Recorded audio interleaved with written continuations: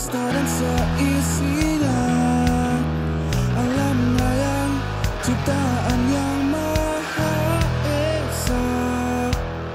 Sinar air udara, sumber kehidupan kita. Kita lahir karena harus menjaganya. Mahakarya indah yang maha kuasa. Something to see, something to do, something to buy. Ya. Ini dikemas di Nepal Van Java. Wisata yang menang, pertanian juga harus menang. Konflik, kalau pernah, cara ngatasinnya gimana ini? Iya, Pak. Kan bisa jadi. Bisa saya tegaskan sekalian di kesempatan kali ini di channel ini kan, bagi siapa aja nanti kalau bicara maaf kita tidak melayani.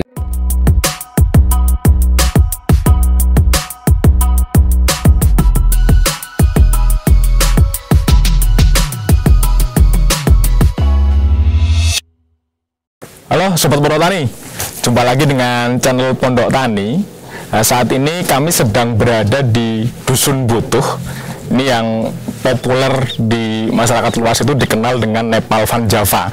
Nah, ini kita sedang ada lokasinya ini di Griyo Butuh ya. Nah, hari ini saya bersama dengan Mas Lili. Mas Lili ini adalah kepala dusun di Dusun Butuh ini, dan juga dulu adalah salah satu inisiator yang kemudian mengembangkan wilayah Dusun Butuh ini dengan konsep wisatanya sehingga populer atau dikenal oleh masyarakat luas dengan Nepal Van Java-nya. Dulu itu sampai kepikiran bahwa ngelihat Dusun Butuh yang lokasinya ini bisa dibilang atas ya, orang akses jauh mau ke sini. Itu apa Mas dulu? Idenya awalnya itu seperti apa? Jadi selama ini ya berawal dari apa ya? Tentunya masukan-masukan dari beberapa kolega, tamu, teman, khususnya para pendaki. Yang selama ini Dusun Butuh sebagai jalur pendakian sudah sejak dulu, sudah lama sekali. Jadi kita untuk pengenalan potensi yang ada di Dusun Butuh, pendakian, pertanian, dan sosial masyarakat lainnya, kita melalui aktivitas pendakian, Pak. Jadi berawal dari itu, tepatnya di bulan Juni 2019. Tapi kalau secara konsep perencanaan kita udah lama Pak, sejak 2016 kita kepengen menjadi tempat wisata yang tidak hanya sebagai jalur pendakian saja. Kita tata satu persatu, sedikit demi sedikit, pengecatan lah, itu hal sederhana, warna-warni di dinding-dinding, belum ke rumah-rumah. Berapa tahun berjalan akhirnya terjawab mulai bulan Juni 2019. Ya, ada teman saya kebetulan itu jurnalis TV swasta di Jakarta dan sedang liburan ke sini mudik, itu mendaki gunung. Lah setelah turun itu kan bawa drone. Akhirnya sehari kemudian diposting. Lah di captionnya itu, di kata-katanya itu kan dimiripkan dengan sebuah kota di negara Nepal. Itu kota Namche Bazaar. Lah berawal dari itu ada istilah Nepalnya Jawa Tengah atau Nepalnya Indonesia. Banyak sekali yang posting waktu itu di tahun 2019, dan berjalannya waktu semakin banyak fotografer yang kesini yang bukan pendaki saja posting itu captionnya dengan kata-kata Nepalnya Jawa Tengah, Nepalnya Magelang, atau Nepalnya Indonesia. Nah berawal dari itu, dan boomnya itu di era pandemi, Pak. Malah di era pandemi. Iya, pas yang era new normal, tepatnya bulan Juli tahun 2020. Kita sudah mendapatkan izin dari Bapak Bupati Magelang untuk melakukan kegiatan pendakian lagi, yang sebelumnya 4 bulan kita masa lockdown, nggak boleh ada aktivitas apapun katanya, apalagi wisata.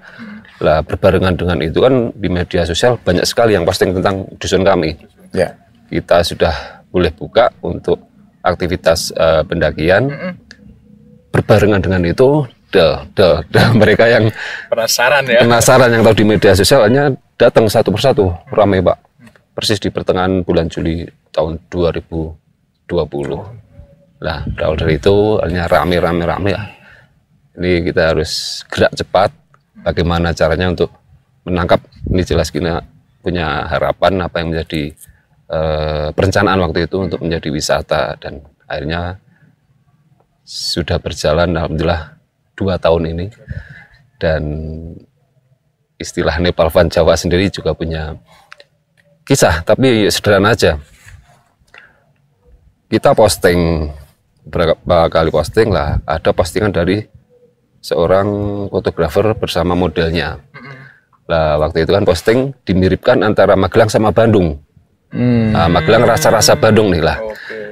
Di akun kami, di akun Simponi Sumbing, akun media center kami untuk pendakian dan lain sebagainya, kita pasti selalu merubah caption yang belum pas itu apa kita tambahin. Nah, karena terinspirasi, oh ini Magelang rasa-rasa Bandung, nah, sedangkan Bandung sendiri kan istilahnya Paris Van Java. Iseng aja kami rubah captionnya Magelang rasa Bandung, lah berarti kalau di Jawa Barat ada Paris Van Java, yaitu di Bandung. Di Jawa Tengah ada Nepal Van Java, yaitu di Dusun Butuh Kaliangkrik lah. Sejak saat itu kami yang hasil postingannya itu posting ulang, akhirnya diposting ulang sama akun-akun lainnya yang followernya ratusan ribu, banyak sekali. Dan kata-kata itu akhirnya kok mengena, udah kita jadikan branding aja.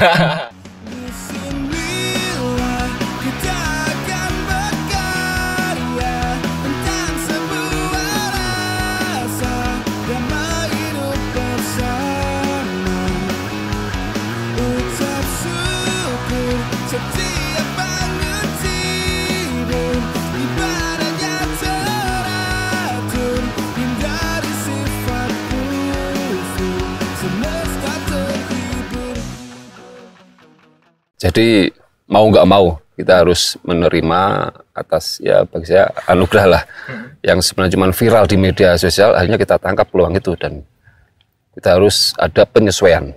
Yang mana aktivitas keseharian adalah jelas sebagai petani dengan segala macam kegiatannya, entah itu masa pengolahan lahan, pemeliharaan untuk perawatan dan panen lah. Beriringan dengan itu kita harus bisa menangkap peluang, akhirnya yang mereka yang petani dan bahkan yang belum menjadi petani, kalau anak-anak muda itu harus bisa memanfaatkan situasi itu. Akhirnya kami sampaikan, kami bimbing lah, jangan sampai aktivitas ini bersinggungan tapi tidak bermanfaat. Bersinggungan tapi harus bermanfaat. Jadi dari para petani sendiri, mereka dalam aktivitasnya tak suruh udah percaya diri aja, opo biasane bersinggungan dengan para pengunjung, udah disapa mau ngopi narak itu khas ya wong desa pastinya, itu akan menjadi sebuah nilai lebih, dan apalagi hasil pertaniannya ikut menjadi oleh-oleh. Ya, itu sebagai penunjang, Pak. Jadi dari aktivitas secara umum itu kami menjadi pelaku wisata, itu penunjang kami sebagai petani. Dan hasil-hasilnya juga, apalagi jelas yang untuk harga jual mungkin ada kalanya untuk panenan itu rendah sekali, Pak. Bisa kita jual eceran kepada para pengunjung. Harganya pasti beda lah, selisih 2-3 kali lipat lah. Harga wisata. Betul, Pak. Dan itu bisa kita manfaatkan, ya walaupun tidak setiap hari rame atau apa, mereka laku terus enggak, tapi setidaknya peluang-peluang itu bisa kita tangkap dan kami berdayakan seluruh masyarakat berhak untuk memperoleh manfaat itu. Akhirnya kita fasilitasi untuk para petani menjual hasil pertaniannya di beberapa titik. Kita sudah buatkan kios-kios menjadi oleh-oleh para wisatawan. Dan ada lain juga mungkin secara konsep, ya banyak sekali di mana-mana, Pak, tempat wisata apalagi yang hubungannya dengan alam adalah agrowisata.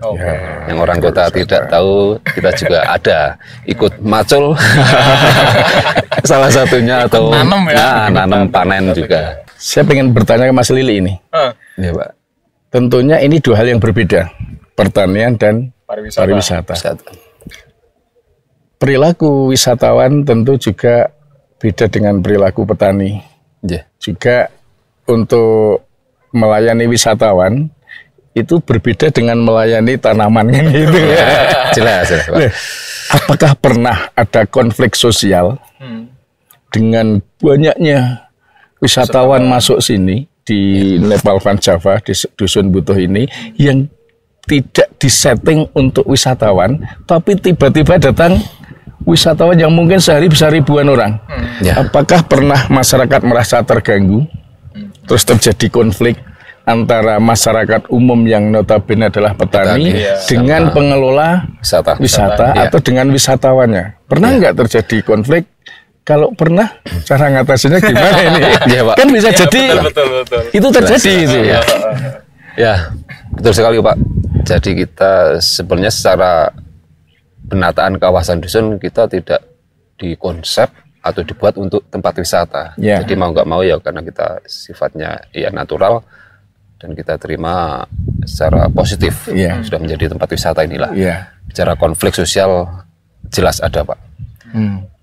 Itu sudah ya pas pada bulan-bulan awal. Jadi waktu itu bulan Juli 2020, Agustus sampai September kan pas padat-padatnya itu ramenya pas viral-viralnya itu lah bersinggungan tadi saya sampaikan antara aktivitas petani sama para pengunjung. Semerawut Pak. Jadi para petani merasa terganggu dengan aktivitasnya dan para pengunjung mereka seolah-olah menganggap ini tempat wisata ya kita berhak untuk ngapain padahal kita secara konsep ya belum sepenuhnya waktu itu Pak. Kita belum resmi menjadi tempat wisata juga. Kita masih penyesuaian penataan lah. Dan ternyata setelah kami telusuri Pak, ya jelas namanya kita hidup bermasyarakat. Dimanapun apapun itu kalau berhubungan dengan pendapatan pasti akan terjadi di situ. Karena beberapa mereka yang komplain bla bla bla segala macam karena belum mendapatkan manfaat adanya wisata. Setelah berjalannya waktu kan para pelaku wisata nambah nih Pak. Yang jualan nambah, yang punya homestay nambah, yang para ojek wisata juga nambah. Itu pelaku wisata paling banyak kan di ojek wisata Pak.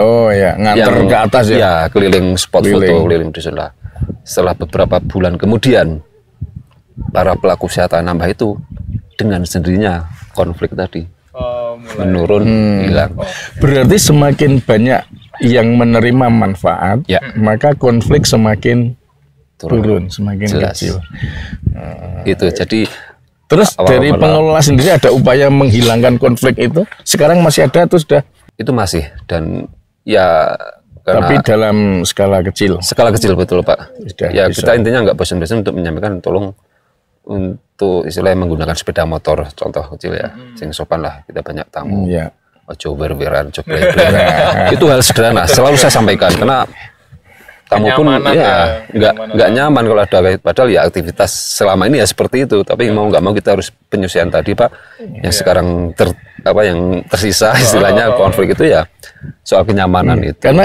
Karena apa? Karena perubahan drastis dari pertanian, perilaku petani, kemudian ada wisata, itu kan perubahan drastis ya. Tiba-tiba tidak konsep bertahap, tapi tiba-tiba viral, tiba-tiba rame. Itu kan tentu ada kayak efek kejut gitu ya di masyarakat. Nah, ini kan kaget yang pasti.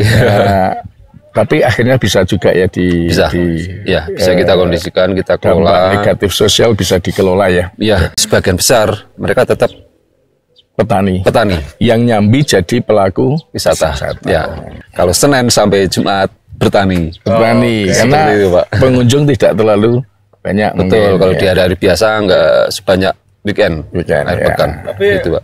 Menarik ya bagaimana kemudian apa yang tadi disampaikan Pak Joko ini adalah mitigasi terhadap konflik sosial yang muncul itu akibat dari efek kejut perubahan sosial yang ada di lingkungan masyarakat. Jadi secara mitigasi satu persatu sudah kita petakan Pak. Seperti Pak Joko mitigasi bencana itu ilmunya dipakai ini bisa kita terapkan ya Pak. Dan sebetulnya pengurangan risiko.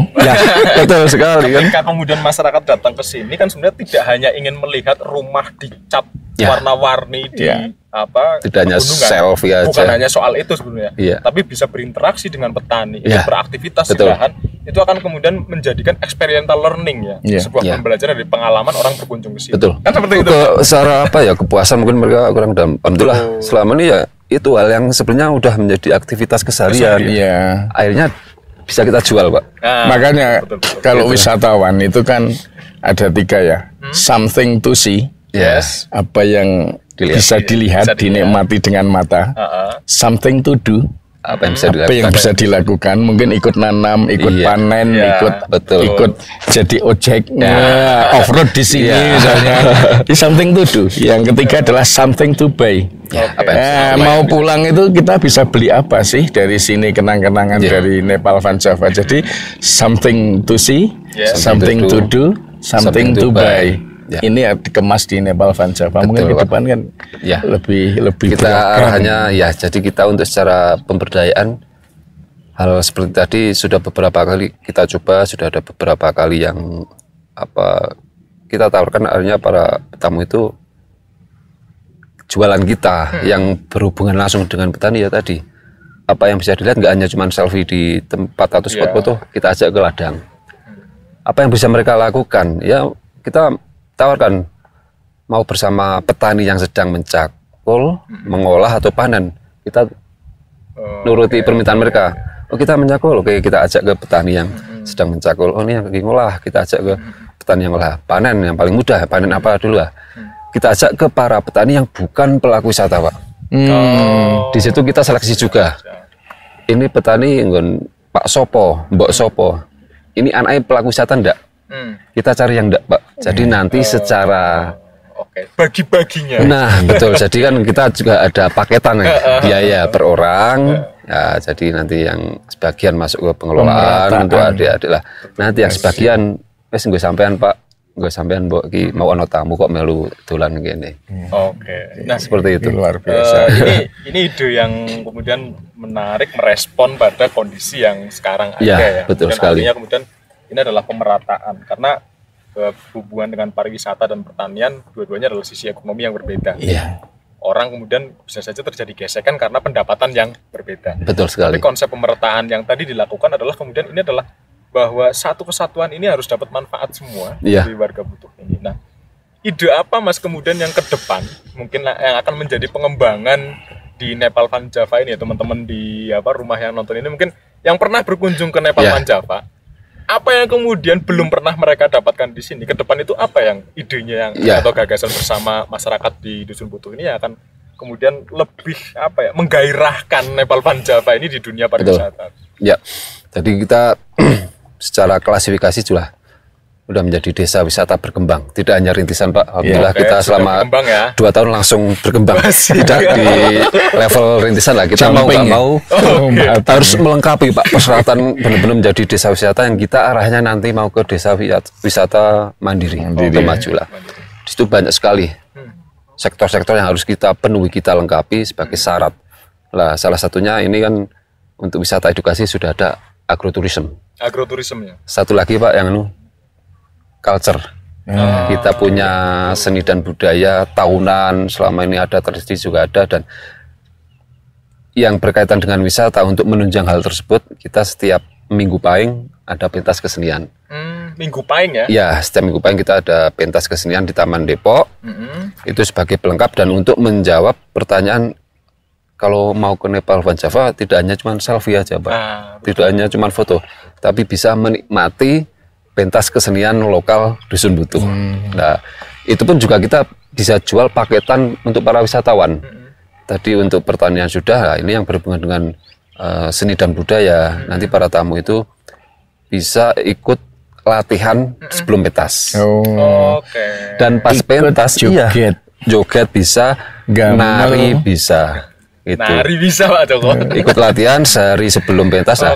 Pas hari hanya, pas pentasnya bisa ikut gamel, juga bisa ikut pentas joget lah. Itu yang kita tawarkan dari sisi budaya. Ini menarik karena artinya ini adalah kombinasi yang menurut saya sudah komplit ini bagi Nepal Van Java. Ini komposisinya komplit. Ada aktivitas yang bisa dinikmati sesaat pada waktu tertentu, event-event tertentu. Tapi juga ada yang setiap saat orang bisa di sini dengan tidak meninggalkan agriculture-nya. Kan seperti itu. Nah, Pak Joko sebagai pemerhati sosial dan lingkungan ini, Pak. Justru ini yang saya pengen tahu, konsep jangka panjangnya konsep wisata di Nepal Van Java. Karena tentunya ini terkait dengan pendapatan. Pendapatan masyarakat tentunya. Seandainya wisata lebih menguntungkan daripada pertanian, seandainya, apakah kemudian masyarakat akan mengubah diri mereka dari pertanian ke wisata? Ini kan sebuah pertanyaan. Ya. Apakah akan mengkonversi lahan-lahan pertanian ini menjadi tempat-tempat wisata? Apakah ada konsep itu atau seperti apa, Pak Lili? Ini kan betul. karena semakin berat pertanyaannya. Asik tapi Pak. Tapi kan butuh, karena bisa saja diiming-imingi sesuatu ini Jelas. dibangun ini lebih menguntungkan daripada sekedar seledri loncangan itu. Itu gimana? Di sisi lain pun nilai aset di sini tentu sudah diincar oleh orang-orang dari luar dusun utuh. Orang pengen jelas sekali. Orang kemudian yang harga jual tanahnya semula sekian, jadi sekian. Wah, ini. Nah, ini penting nih Mas Lili untuk jawab ini. Itu sudah terjadi, Pak. Pertama kita bicara kawasan yang awalnya jelas kawasan pertanian, belum bicara kawasan wisata. Itu secara otomatis kalau sudah menjadi kawasan wisata, secara harga kita belum bicara pengembangan, langsung gas. Jadi kalau bicara harga sayuran bukan sayuran petani, tapi sayuran wisata. Lahannya juga demikian, Pak. Udah wah, sekarang lipat berapa tadinya? Sudah lipat 5%. Jangka waktu sekian tahun, 2 tahun ini. 2 tahun udah lipat 5. Yang tadinya anggap aja per meter 200.000, sekarang minimal 1 juta.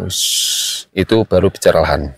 Nah, kalau bicara pengembangan ke depan nanti, kalau warga siapapun berbicara perbandingan nilai ekonomi daripada hasil taninya kurang menguntungkan, wah, diolah menjadi atau pindah untuk menjadi pelaku wisata, untuk menambah daya tarik wisata. Sudah ada beberapa, tapi itu tetap kita kontrol karena saya nggak bisa melarang mereka yang benar-benar kayak tadi kita bicara kesenjangan sosial, Pak. Ya kalau memang itu bisa bermanfaat dan lebih menjadi sebuah pendapatan nggak masalah, tapi yang penting jangan kebablasan. Sudah ada beberapa lahan, tapi itu emang karena kebutuhan, Pak, kayak lahan parkir. Karena emang kebutuhan mau nggak ada lahan lain ya harus dialihkan Harus dialihkan dan kita kerjasamanya bagi hasil sama yang punya lahan.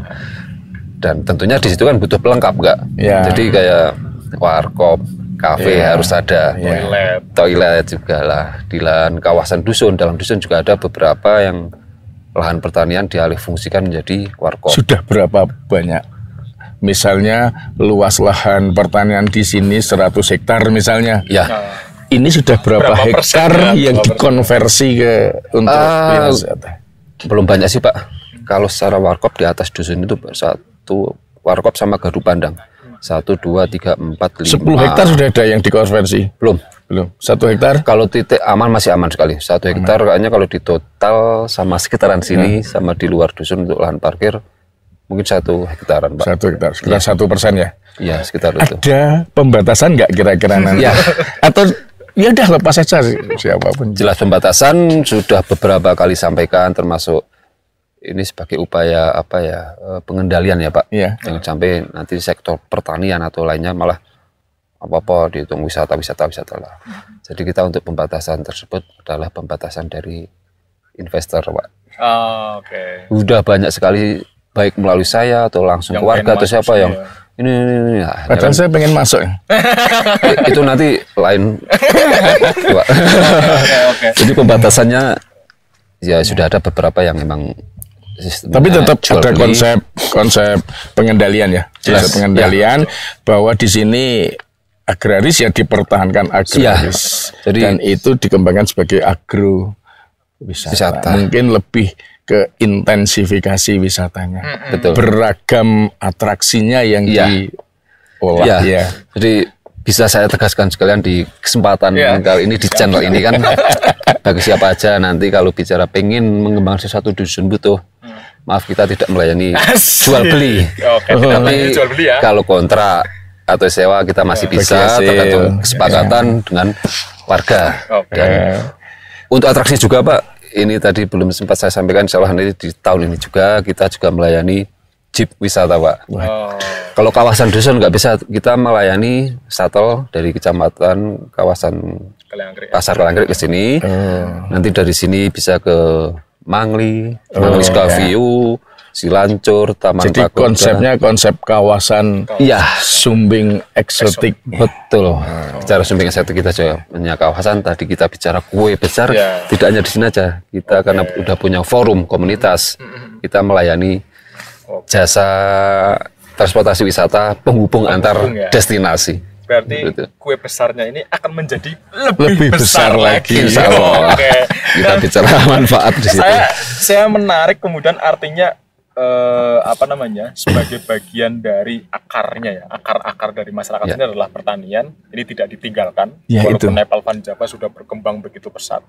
Kemudian tadi Mas juga mulai memitigasi risiko-risiko aset beralih ke tangan orang lain, pengembangan yang tidak sesuai dengan koridor kondisi wilayah dusun dan lain-lain. Ini kan menjadi sesuatu yang menarik dan ini jarang loh Pak terpikirkan oleh pelaku wisata di tempat desa wisata. Kadang begitu wisatanya populer, fokusnya adalah ke situ semua. Yang lain ditinggalkan. Profesi petani hilang. Nah, biasanya beralih pekerjaan. Ini adalah komitmen yang kemudian perlu teman-teman tahu juga dari Dusun Butuh ini atau Nepal Van Java ini kemudian ini menjadi sesuatu yang menarik ya, bahwa ketika teman-teman berharap sesuatu yang mungkin berbeda di Dusun Butuh, maka inilah yang bisa ditawarkan oleh Dusun Butuh. Nah, mungkin seperti itu Mas Lili, Pak Joko. Lain waktu kita sambung lagi terkait dengan obrolannya inilah mungkin beberapa hal tadi yang sudah didiskusikan ini bisa jadi pembelajaran teman-teman adalah terkait bahwa pertanian sebagai sektor utama dan pendapatan masyarakat di Dusun Butuh ini kemudian tidak ditinggalkan meskipun sudah populer atau sudah dikenal sebagai tempat wisata yang udah ribuan mungkin jutaan orang udah ke sini ya. Artinya ini adalah komitmen besar yang dijaga oleh teman-teman di Nepal Van Java. Karena kan jangan sampai nanti kan ada resiko-resiko tadi ya Pak. Ya betul. Sih malah berkembang ke hal yang negatif dan betul. Ini kita kendalikan. Ini menarik dari Mas Lili dengan Nepal Van Java-nya. Ibarat ini sebuah permainan. Strategi atau konsep permainan yang Mas Lili mainkan itu bukan konsep permainan zero sum game. Zero sum game itu adalah pertandingan dua pihak yang harus ada menang dan kalah. Seperti badminton, seperti pingpong, seperti volley. Itu akhir dari pertandingan pasti ada yang menang dan ada yang kalah. Ini pariwisata, ini pertanian. Kalau konsep yang diterapkan zero sum game, sing menang opo, sing kalah sopo kan itu. Pariwisata akan menang, berarti pertanian kalah. Kalau pertanian dimenangkan, pariwisata yang kalah. Tapi uniknya Mas Lili ini tidak menggunakan konsep zero sum game, tapi menggunakan win-win solution. Menang semuanya. Semuanya. Wisata yang menang, pertanian juga harus menang. Betul. Keren untuk Nepal Van Java-nya. Oke. Terima kasih banyak untuk waktunya Mas Lili. Terima kasih banyak waktunya Pak Joko. Nah, teman-teman yang kemudian kepengen tahu bagaimana konsep Nepal Van Java atau di Dusun Butuh ini pertanian dan pariwisata bisa berkembang secara bersama yang tadi disebut Pak Joko sebagai living in harmony antara wisata dengan pertanian ini selaras berdampingan betul. Wisata dan pertanian keren gitu. Nah teman-teman yang penasaran dengan konsep ini silahkan datang ke Nepal Van Java. Jadi ketika datang ke sini jangan hanya berpikir untuk mendapatkan foto bagus tapi nikmatilah suasana di lingkungan Dusun Butuh ini, beraktivitas dengan masyarakat petani, bahkan mungkin edukasi pertanian dan lain-lain. Termasuk juga beberapa event budaya yang sudah digelar di sini. Maka kemudian harapannya adalah di masa yang akan datang Nepal Van Java ini akan berkembang sinergi antar pemangku kepentingan di sini maupun dengan warga dan lainnya adalah menjadi sesuatu yang lebih baik lagi. Kita sudahi dulu untuk diskusi hari ini. Kalau ada hal-hal yang mungkin perlu ditanyakan jangan lupa untuk berkomentar dan kita akan jumpa pada video yang lainnya pada channel Pondok Tani. Terima kasih untuk perhatiannya dan jangan lupa untuk mendukung channel ini untuk berkembang. Sampai ketemu lagi. Salam. Terima kasih Mas Lili. Terima kasih Mas Joko.